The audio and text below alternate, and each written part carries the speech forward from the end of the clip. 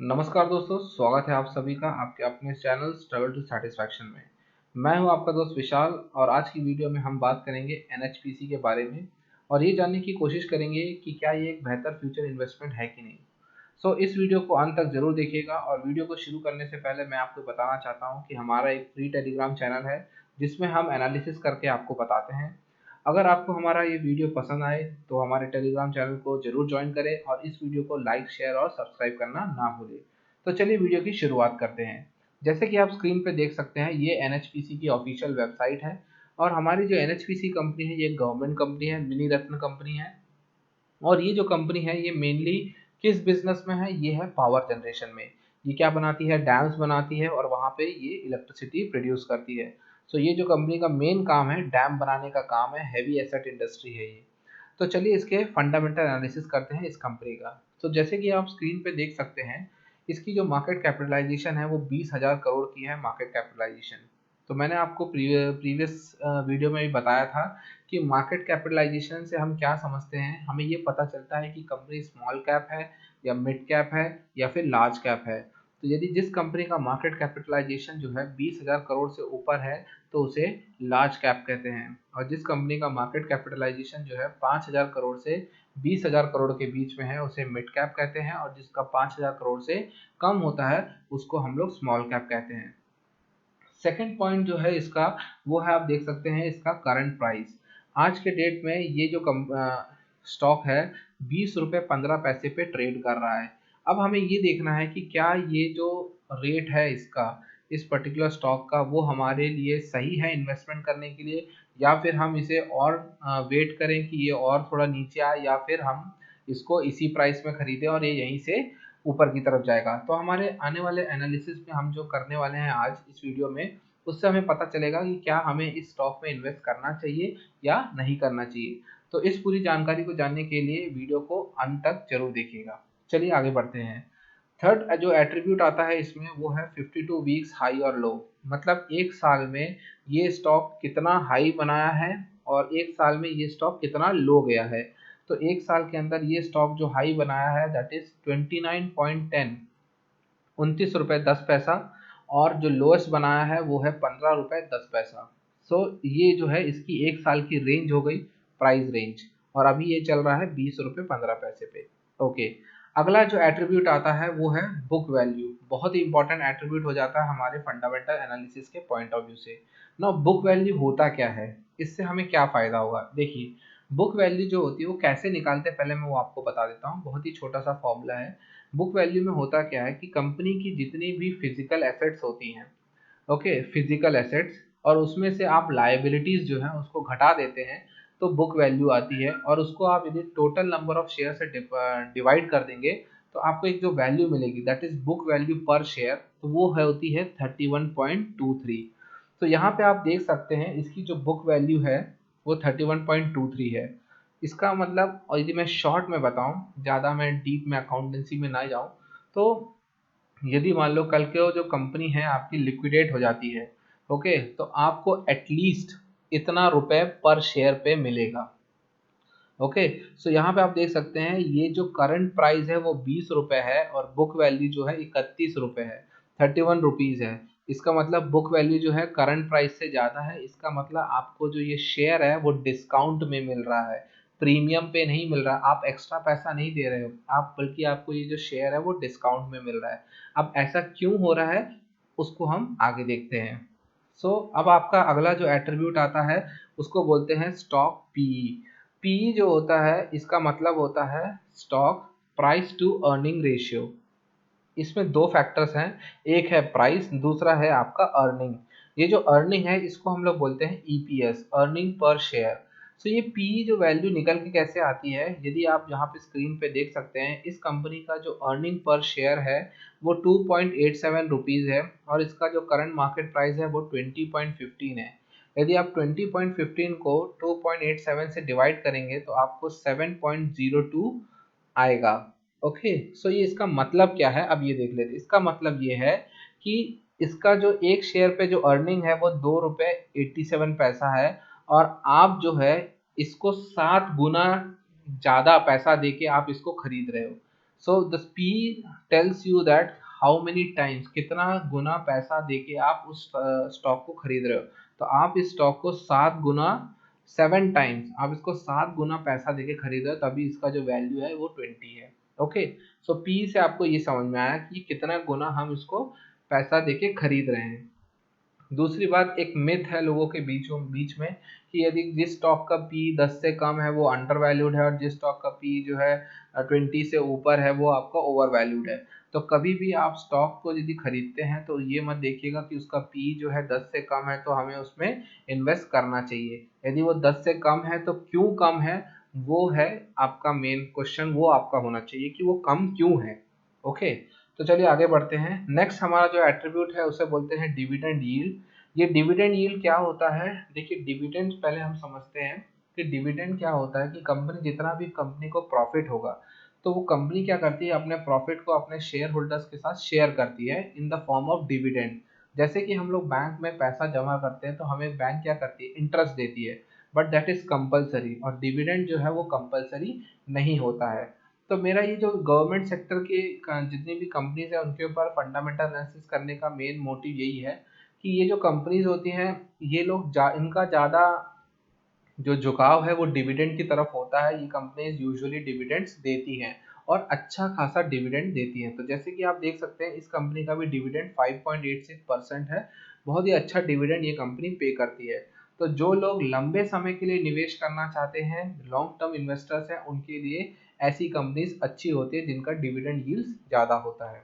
Okay, चलिए हम लोग आगे बढ़ते हैं हमारे अगले एट्रीब्यूट्स में, दैट इज आरओसी और आरओई। ये जो दो एट्रीब्यूट हैं हम इन दोनों को पैरेलली समझेंगे क्योंकि ये दोनों एट्रीब्यूट पैरेलली अच्छा रिजल्ट देती हैं। तो आरओसी क्या होता है? आरओसी का मतलब होता है return on capital employed. Okay, ROC का जो है उसका मतलब होता है रिटर्न ऑन कैपिटल एम्प्लॉयड, और आरओई का मतलब होता है return on equity. Okay, so ROE और आरओसी जो है, देखिए अभी होता क्या है कि हम ये जो वॉरेन बफेट जी हैं जिनको इन्वेस्टमेंट का गुरु माना जाता है, उन्होंने कहा था कि जिस कंपनी का आरओसी और आरओई एक साथ बढ़ रहा हो तो ऐसी कंपनीज अच्छी होती हैं, और आरओसी और आरओई जो है 20% से ऊपर हो तो उन कंपनियों में आंख बंद करके आप निवेश कर सकते हो, बट हम उसका एनालिसिस जरूर करेंगे। तो आरओसी का मतलब क्या होता है? आरओसी में क्या होता है कि जो ये जो आरओसी है ये हमें ये बताता है कि कंपनी कितना प्रॉफिटेबल है और कंपनी कितनी एफिशिएंटली जो पैसा इसमें लगा है, जो कैपिटल लगा है, उससे प्रॉफिट बना रहा है। ओके, मेरी बात समझिएगा। यदि मान लो कंपनी के पास कैपिटल है तो कितने एफिशिएंटली उस कैपिटल को यूज करके कंपनी जो है प्रॉफिट जनरेट कर रही है, वो बताता है आरओसी, है ना। सो आरओसी जो है हमेशा आपका 10% के ऊपर ही होना चाहिए, तो वो कंपनी को हम अच्छा समझते हैं। सिमिलरली आपका जो आरओई होता है, वो आरओई जो है वो 15 to 20% होना चाहिए, उसको हम लोग अच्छा समझते हैं, बट इस कंपनी का 7% है जो कि आरओई कम है।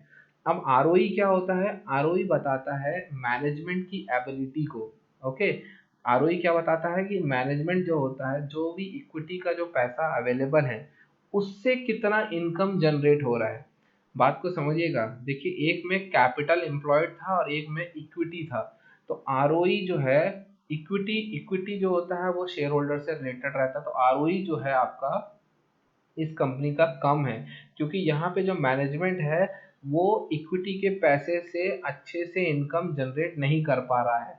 तो आप यहाँ पे देख सकते हैं आरओई जो है वो कम है 7%, जबकि आइडियल जो एक रेंज होती है वो 15 to 20% होती है, आरओई की आइडियल रेंज होती है। तो मैंने आपको बताया है कि जब भी आप लोग आरओसी और आरओई को देखते हैं तो ये देखिए कि आरओसी जो है 10% से ऊपर होना चाहिए और आरओई जो है वो 15 से 20% के या तो ऊपर होना चाहिए या तो नीचे, है ना, मतलब उसी रेंज में, सॉरी नीचे नहीं, उसी रेंज में। और दूसरी बात, एक और चीज़ आप नोटिस हमेशा करना, आरओसी और आरओई का जब आप एनालिसिस करोगे तो ये जो दोनों फैक्टर्स हैं ये एक साथ चलने चाहिए, मतलब इनमें ज़्यादा वेरिएशन या डिविएशन नहीं होना चाहिए। जैसे कि फॉर एग्जांपल आरओसी जो है वो 10% है और आरओई जो है वो आपका 40-50, तो इतना बड़ा डिफरेंस भी नहीं आना चाहिए। इसका मतलब कंपनी के फंडामेंटल्स में कुछ तो गड़बड़ी है। ओके, चलिए आगे बढ़ते हैं। नेक्स्ट हमारा जो आता है उसको बोलते हैं फेस वैल्यू। नाउ ये फेस वैल्यू क्या है, देखिए फेस वैल्यू जो होता है इसको पार वैल्यू भी कहते हैं। तो फेस वैल्यू जो है उसका मेन यूज होता है डिविडेंड के टाइम पे या फिर स्टॉक की स्प्लिटिंग में। तो डिविडेंड के टाइम में का मतलब क्या होता है कि सपोज फॉर एग्जांपल, यदि मैं एक एग्जांपल लेता हूँ कि कोई शेयर है वो मार्केट में 100 रुपये में ट्रेड कर रहा है और उसकी फेस वैल्यू जो है 10 है, और कंपनी जो है उस पर डिविडेंड अनाउंस करती है 10% का। तो इसका मतलब क्या हुआ कि 1 रुपये डिविडेंड मिलेगा आपको उस फेस वैल्यू पे। 10% डिविडेंड यदि वो अनाउंस करती है तो इसका मतलब 1 रुपये डिविडेंड मिलेगा उस पर्टिकुलर फेस वैल्यू पे। तो फेस वैल्यू का मेन यूज जो है वो आपके डिविडेंड में आता है या तो फिर स्टॉक की स्प्लिटिंग में आता है। तो यूजुअली आप नोटिस करोगे कंपनीज जो होती है उनका फेस वैल्यू 10, 5, 2 और 1 होता है। ओके, तो फंडामेंटल एनालिसिस में इसका कोई ज़्यादा रोल नहीं है, बट ये है कि हाँ फेस वैल्यू 10 है तो डिविडेंड्स में इसका मोस्टली यूज होता है। चलिए आगे बढ़ते हैं। नेक्स्ट आता है आपका return on assets. Now return on assets का मतलब ये होता है कि किस तरीके से कंपनी के जो एसेट्स होते हैं वो प्रॉफिटेबली जो है रेवेन्यू जनरेट कर रहे हैं। ओके, मतलब कंपनीज जो होती है उनके पास भी एसेट्स होते हैं जैसे बिल्डिंग, मशीनरी, लैंड, फर्नीचर। तो ये जो एसेट्स हैं ये किस तरीके से रेवेन्यू जनरेट कर रहे हैं वो उसका एक परसेंटेज जो है इस एट्रीब्यूट में पता चलता है आरओए में। तो जो आरओए होता है वो भी जो है कंपनी का ज़्यादा होना चाहिए। जितना ज़्यादा आरओए होगा इसका मतलब कंपनीज के एसेट्स उतना अच्छा आपका रेवेन्यू जनरेट कर रहे हैं। So higher the ROA is better for the company. Okay, next point जो आता है, अभी यहाँ पे देखिए इसका आरओए नेगेटिव में तो नहीं है, हाँ थोड़ा कम है बट नेगेटिव में नहीं है, मतलब इसके जो एसेट्स हैं वो रेवेन्यू तो जनरेट कर रहे हैं। तो अभी तक हमने क्या देखा है कि सबसे पहले ये कंपनी एक डिस्काउंटेड रेट में मिल रही है, इसका एक डिविडेंड अच्छा खासा डिविडेंड यील्ड भी है। As compare to the industry P, आप देख सकते हैं इंडस्ट्री का पी 9.21 है और इसका स्टॉक का पी जो है 7.02 है। तो मैं ये कह सकता हूँ कि ये जो स्टॉक प्राइस है वो सस्ता है। सेकेंड आप थर्ड पॉइंट आपका ये है कि आरओसी और आरओई दोनों पैरेलली ग्रो कर रहे हैं। आरओसी इसका हेल्दियर है, आरओई थोड़ा कम है लेकिन, और रिटर्न ऑन एसेट्स जो है वो नेगेटिव नहीं है, पॉजिटिव है और नॉर्मल है, न्यूट्रल लेवल पे है, जहाँ कुछ ज़्यादा भी नहीं है और कुछ कम भी नहीं है। ओके, आगे हम लोग बढ़ते हैं नेक्स्ट एट्रीब्यूट के ऊपर और वो होता है आपका प्राइस टू बुक वैल्यू। देखिए प्राइस टू बुक वैल्यू जो है उसका मतलब क्या होता है कि जो करंट प्राइस है उसको आप बुक वैल्यू से डिवाइड कर देंगे तो वो आ जाता है आपका प्राइस टू बुक वैल्यू। और हमेशा ये याद रखिएगा कि प्राइस टू बुक वैल्यू जो है ऑलवेज 1 से ज़्यादा होनी चाहिए। ओके, हमेशा जो है स्टॉक प्राइस आपका प्रीमियम पे चलना चाहिए, तो इसका मतलब लोग जो है उसको प्रीमियम मतलब एक्स्ट्रा पैसा दे के भी खरीदने के लिए रेडी है। Okay, so price to book value जो आपका 1 से ज़्यादा होना चाहिए। इस केस में आप देख सकते हैं प्राइस टू बुक वैल्यू जो है 0.65 है, 1 से कम है। आगे हम लोग बढ़ते हैं, यहाँ पे आप देख सकते हैं नेक्स्ट जो आता है इसका बहुत ही इंपॉर्टेंट फैक्टर है वो है डेट टू इक्विटी। ओके, अब ये डेट टू इक्विटी जो है ये बहुत ही इंपॉर्टेंट फैक्टर हो जाता है क्योंकि ये बताता है कंपनी की सिचुएशन कि कंपनी कहीं बैंकरप्ट तो नहीं हो जाएगी। सो यदि आपका डेट टू इक्विटी रेशियो जो है लेस देन 1 है, डेट टू इक्विटी रेशियो यदि आपका लेस देन 1 है तो इसका मतलब ये होता है कि आपकी जो कंपनी है वो एक कंफर्टेबल पोजीशन पे है, मतलब सरवाइव कर लेगी कंपनी जो है आपकी, बैंकरप्ट नहीं होगी। हालांकि इस कंपनी के ऊपर बहुत ज़्यादा हैवी डेट है। ओके, आप देख सकते हैं स्क्रीन पे डेट जो है 21,606 करोड़ का डेट है। ओके, तो ये जो डेट है इसके ऊपर ये थोड़ा घातक है इस कंपनी के लिए। ओके, बट इसका जो डेट टू इक्विटी रेशियो है वो 0.69 है जो कि 1 से कम है। ओके, आगे हम लोग बढ़ते हैं, प्रमोटर होल्डिंग्स के ऊपर आते हैं। तो देखिए प्रमोटर होल्डिंग्स जो है इस कंपनी की 70% है। मैंने अपने पिछले वीडियो में बताया था कि जिस कंपनी की प्रमोटर होल्डिंग 50 से ऊपर है वो तो मैं अपनी वॉच लिस्ट में उस कंपनी को रखता जरूर हूँ, बट उसके बाद उसका फर्दर फंडामेंटल और टेक्निकल एनालिसिस दोनों करता हूँ, उसके बाद ही उसमें ट्रेड करता हूँ। तो इस कंपनी का भी जो प्रमोटर होल्डिंग है वो 50 के ऊपर है, 70.95 है। हालांकि इस कंपनी की प्रमोटर होल्डिंग में चेंजेस जरूर हुए हैं, जैसे कि आप स्क्रीन पे देख सकते हैं 2.16% की प्रमोटर होल्डिंग जो है कंपनी के प्रमोटर्स ने बेच दी है। तो ये भी एक अच्छी बात नहीं है किसी भी कंपनी के लिए कि उसके कंपनी का मालिक को ही उसके कंपनी में उसके बिजनेस में इंटरेस्ट नहीं है। लेकिन हालांकि ये गवर्नमेंट कंपनी है तो यहाँ पे किसी और कारणों की वजह से कंपनी ने ये शेयर्स को बेचे होंगे, तो वो हम लोग अपने आगे वाले एनालिसिस में उसको कवर करेंगे। चलिए आगे हम बढ़ते हैं। यहाँ पे आप देख सकते हैं जो प्रॉफिट आफ्टर टैक्स मतलब जो इनका नेट प्रॉफिट है वो जो है 2875 करोड़ का नेट प्रॉफिट है। तो इसका मतलब कंपनी जो है प्रॉफिट अच्छा खासा प्रॉफिट हैवी प्रॉफिट बना रही है। ओके आगे बढ़ते हैं। हमने देखा जैसे कि अब देखिए एक और पॉइंट है, ये जो पॉइंट है ये मैं हमेशा कंसिडर करता हूँ अपने एनालिसिस में, that is pledge percentage. Pledge percentage का मतलब होता है कि कितने शेयर्स जो उनकी जो हिस्सेदारी है कंपनी में उसको उन्होंने गिरवी रखा है। प्लेज का मतलब होता है गिरवी रखना। आप कोई भी चीज को यदि गिरवी रखते तो आपको क्या करना पड़ता है, उसको छुड़ाना पड़ता है। एक तरह से नुकसान है, वो अच्छी बात नहीं है कोई भी चीज को गिरवी रखना। तो यहाँ पे कंपनी क्या है उनके कोई भी शेयर जो है उन्होंने गिरवी नहीं रखे हैं, तो ये बहुत ही अच्छी बात है इस पर्टिकुलर कंपनी के लिए। और दूसरी बात प्रमोटर की होल्डिंग 50% से ज्यादा है। ओके तो ये दो चीजें इसमें अच्छी हैं। एक ही चीज जो इसमें मेरे को अभी तक खराब लगी है दैट इज द डेट। बहुत ज्यादा कर्जा है इस कंपनी के ऊपर। अब ये देखना पड़ेगा क्या ये कंपनी अपने कर्जे को उतार पाएगी कि नहीं उतार पाएगी, वो बहुत इंपॉर्टेंट है। अच्छा दूसरी बात, जो अगला एट्रीब्यूट हमारा है आप जैसे कि स्क्रीन पे देख सकते हैं that is the current ratio. Now current ratio जो है वो हमेशा आपका जो है 1 से ज़्यादा होना चाहिए। करंट रेशियो क्यों 1 से ज़्यादा होना चाहिए, देखिए करंट रेशियो क्या बताता है। करंट रेशियो बताता है कि यदि कोई शॉर्ट टर्म में ऑब्लिगेशंस कंपनी के ऊपर आते हैं तो क्या वो इतना सक्षम है कि वो अपनी शॉर्ट टर्म क्राइसिस को डील कर पाए। तो जिसका करंट रेशियो 1 से ज़्यादा होता है वो एक बहुत ही कंफर्टेबल स्टेट में है, वो आसानी से अपने शॉर्ट टर्म ऑब्लिगेशंस को डील कर सकता है। तो ये इस कंपनी के लिए एक अच्छी बात है। नेक्स्ट आता है आपका enterprise value. Okay now enterprise value होता क्या है, देखिए इंटरप्राइज वैल्यू वो वैल्यू होती है, सपोज मान लीजिए मैं इस कंपनी को खरीदना चाहता हूँ तो ये कंपनी मुझे कितने रुपए की पड़ेगी, ये कंपनी मुझे पड़ेगी 40,000 करोड़ की। ओके सो इंटरप्राइज वैल्यू ये बताता है कि कितने की ये कंपनी पड़ेगी। और जो लास्ट पॉइंट है हमारा that is the interest coverage ratio. देखिए इंटरेस्ट कवरेज रेशियो जो ये भी एक बहुत इंपॉर्टेंट फैक्टर हो जाता है। और ये जो कंपनीज है जैसे कि जो बैंक्स होते हैं वो लोग खासकर इस पर्टिकुलर एट्रीब्यूट के ऊपर अपनी आंखें गड़ाए रखते हैं कि किस कंपनी का इंटरेस्ट कवरेज रेशियो ज़्यादा है। तो जितना ज़्यादा इंटरेस्ट कवरेज रेशियो ज़्यादा होगा उतना ज़्यादा इजी हो जाता है एक कंपनी को लोन मिलने में, बैंक को भी इजी हो जाता है उनको लोन देने में। इसका मतलब उनका इंटरेस्ट जो है मतलब वो इजीली अपना इंटरेस्ट को पे कर पाएंगे।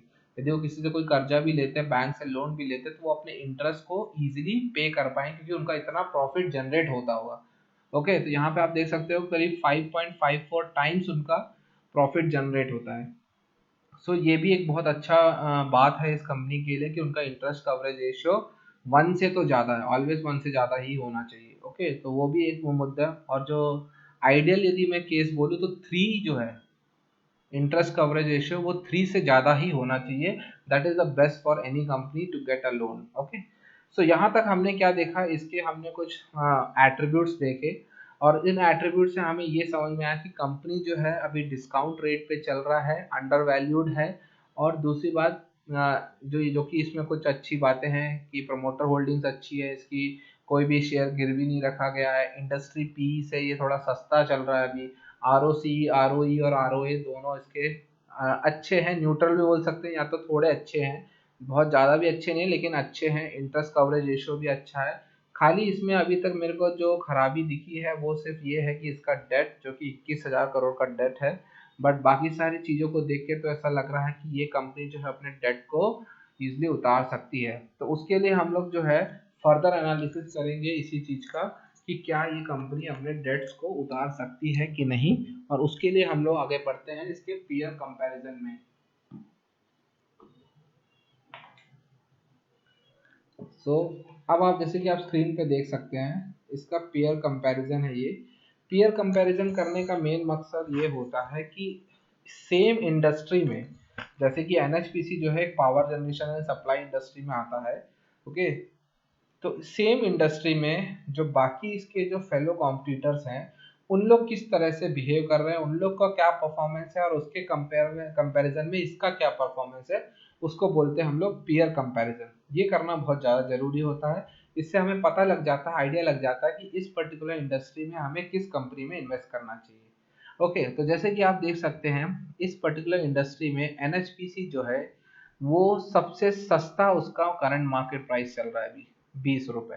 ठीक है, मार्केट कैपिटलाइजेशन की बात करें तो सबसे सस्ती मार्केट कैपिटलाइजेशन भी इसी की है, I think no, third third number पे है। ओके, उससे सस्ती टोरेंट पावर की है और उससे सस्ती जो है अदानी पावर की, तो तीसरे नंबर पे जो है इसका मार्केट कैपिटलाइजेशन है। इससे कुछ खास फर्क नहीं पड़ता है। हाँ, ये एक बात इसमें नोटिस करने वाली है कि इस पूरी इंडस्ट्री में, power generation and supply industry में, एनएचपीसी है जो सबसे ज़्यादा डिविडेंड यील्ड देता है। तो हमारा गवर्नमेंट सेक्टर चूज करने का मेन मोटिव ही यही था कि हम जो रिटेल इन्वेस्टर्स, जो बिगिनर्स हैं, जो लोग ये चाहते हैं कि ज़्यादा दिमाग नहीं लगाना है, बस पैसा डालना है, इन्वेस्ट करना और फ्यूचर में हमें एक अच्छा खासा रिटर्न आता रहे। तो यहाँ पे आप जैसे ये देखिए, इसका प्रूफ मिल जाएगा आपको कि यहाँ पे एक जो कंपनी है एनएचपीसी अच्छा खासा डिविडेंड यील्ड देती है। तो ज़्यादा टेंशन लेने की ज़रूरत नहीं है इस कंपनी को लेके। आप इसको जो है बाय एट डिप्स कर सकते हैं, गिरावट पे आप खरीदिए, एक्यूमुलेट करके रखिए। चलिए आगे बढ़ते हैं। अब यहाँ पे देखिए आरओसी देखिए, तो इस कंपनी का आरओसी जो है बाकी कंपनियों के मुकाबले अच्छा ही है। देखिए, अदानी पावर से अच्छा है, ओके, अदानी ग्रीन से अच्छा है, एनटीपीसी से अच्छा और पावर ग्रिड के बराबर ही है। तो मैं कह सकता हूँ कि तीसरे नंबर पे ये कंपनी है आरओसी में भी। आरओए जो है, रिटर्न ऑन एसेट जो है इस कंपनी का, वो आप कह सकते हैं वो भी थर्ड नंबर पे ही है, रिटर्न ऑन एसेट्स। दूसरा आप देख सकते हैं इसका डेट टू इक्विटी जो है बाकी सभी कंपनियों के कंपैरिजन में 0.69 कम है इसका बाकी के कंपैरिजन में। आर जो है वो देख सकते हैं, तो आर जो है इस कंपनी का सबसे ज़्यादा कम है।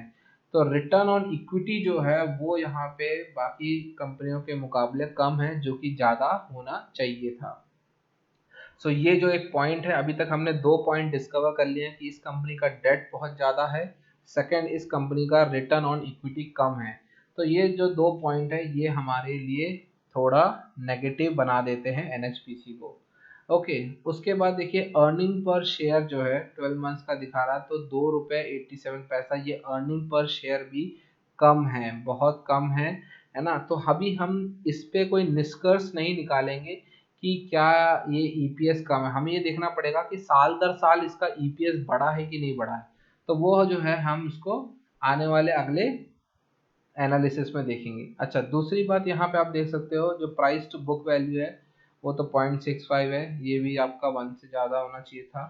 ओके, सो उसके बाद हम देखते हैं पी, तो पी भी आपका 7 है। ये पी जो होता है उसको हम इंडस्ट्री पी से कंपैरिजन करेंगे तो सस्ते में मिल रहा है।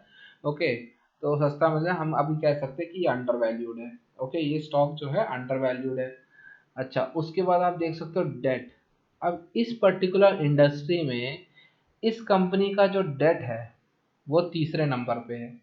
तो ये जो कंपनी है, अभी आप देखोगे पीयर कंपैरिजन में, तो ये जो कंपनी है वो तीसरे पायदान पे आती है। इन्वेस्टमेंट जो है उसके पॉइंट ऑफ व्यू से यदि हम देखें तो ये कंपनी जो है तीसरे पायदान पे आती है। तो अभी तक जहाँ तक मेरे को लग रहा है कि इस कंपनी में हम लोग एक बार सोच सकते हैं निवेश करने का।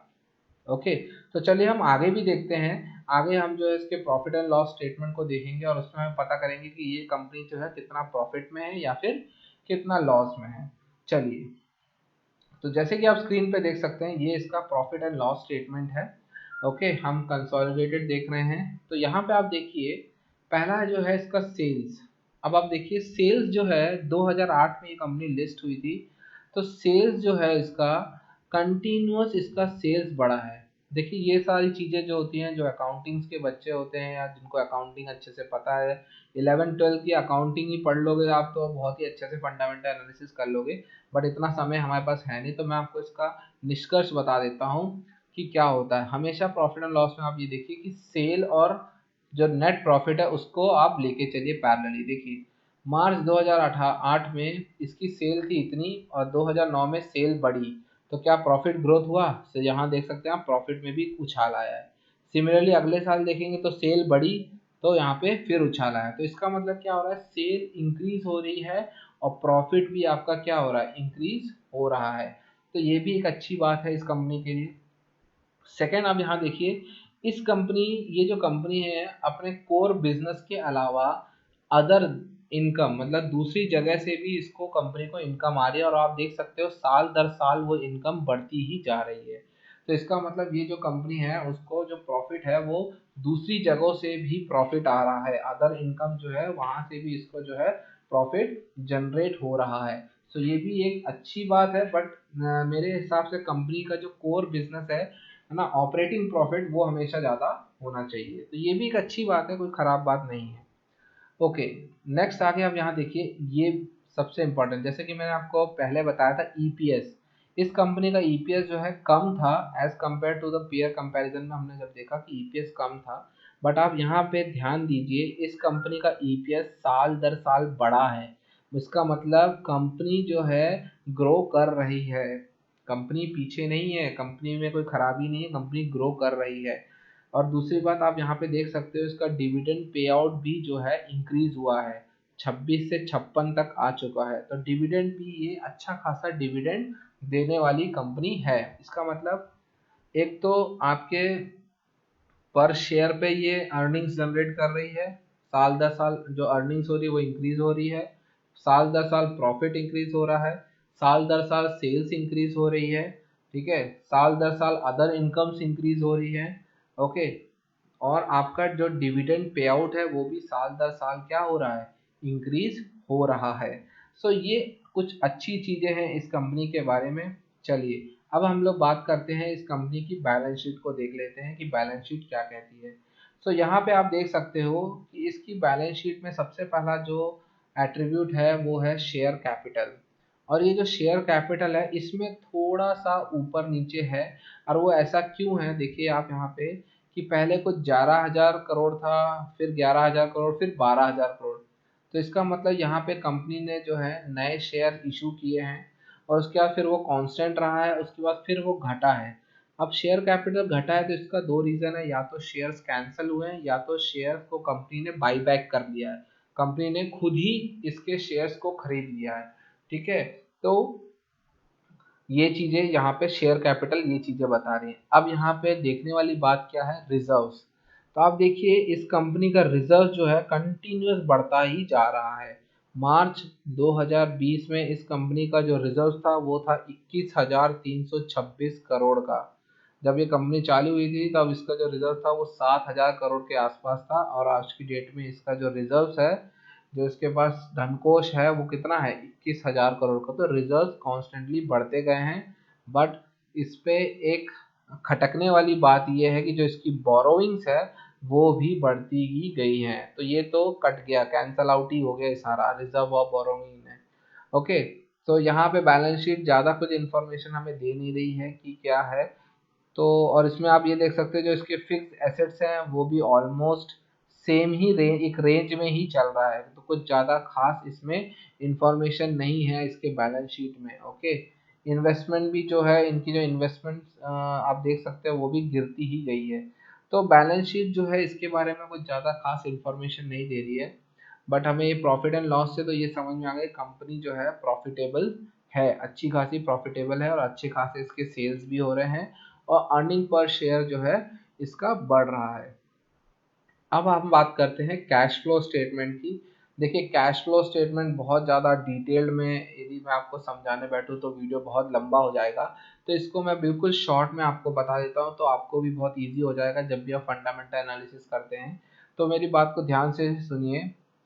यदि कैश फ्रॉम ऑपरेटिंग एक्टिविटी, देखिए ऑपरेटिंग एक्टिविटी का मतलब होता है कोर बिजनेस, ठीक है।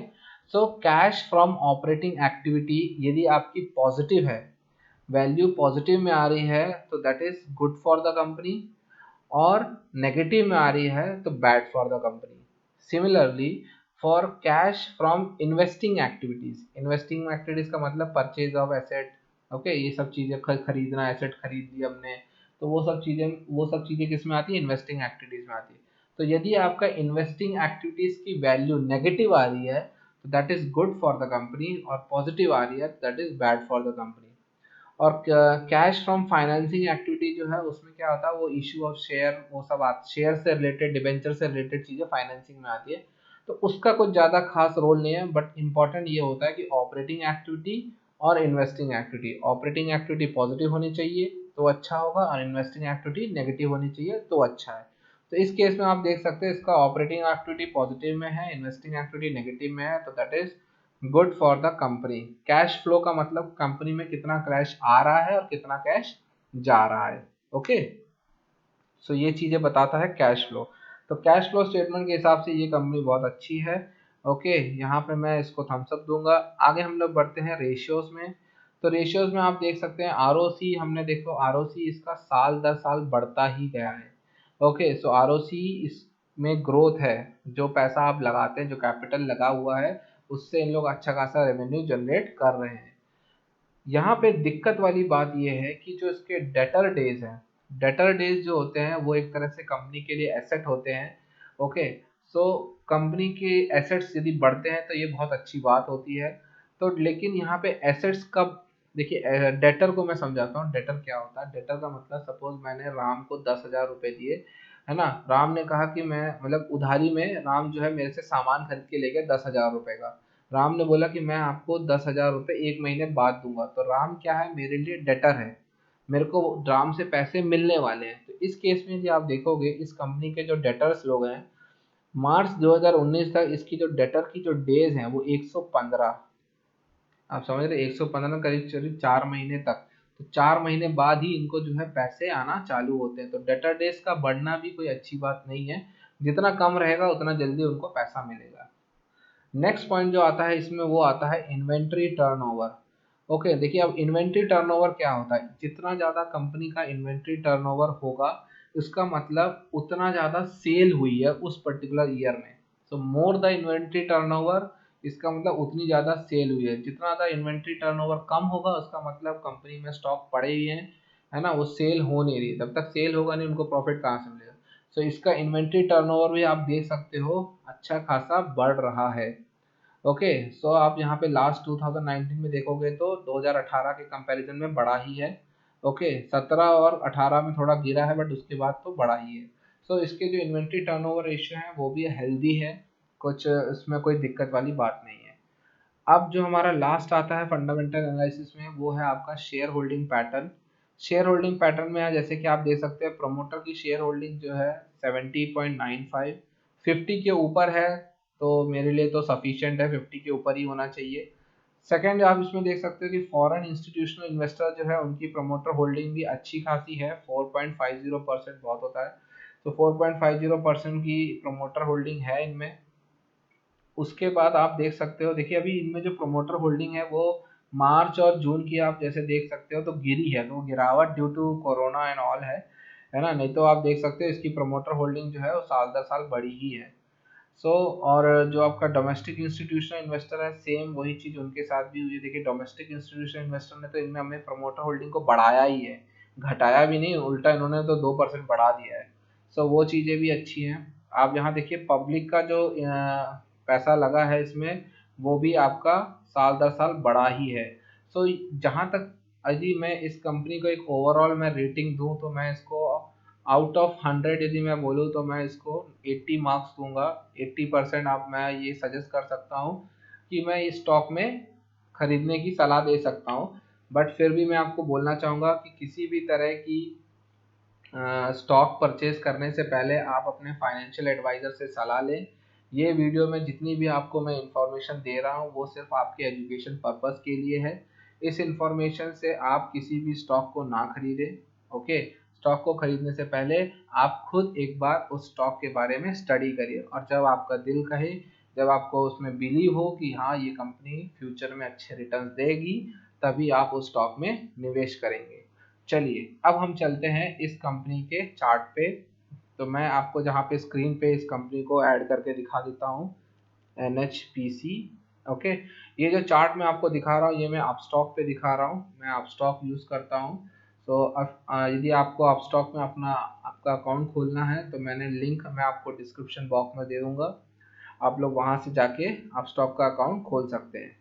ओके, सो जैसे कि आप ये स्क्रीन पे देख रहे हैं, ये जो शेयर है एक कंसोलिडेटेड वे में चलता आ रहा है, ज़्यादा इसमें वॉलेटिलिटी है नहीं, एक कांस्टेंट रेट पे चलता है। ओके, अच्छा दूसरी बात, ये जो शेयर है आपका, अभी यदि जो करंट सिनेरियो चल रहा है उसमें आप देखिए ये शेयर जो है एक कंसोलिडेटेड रेंज में है।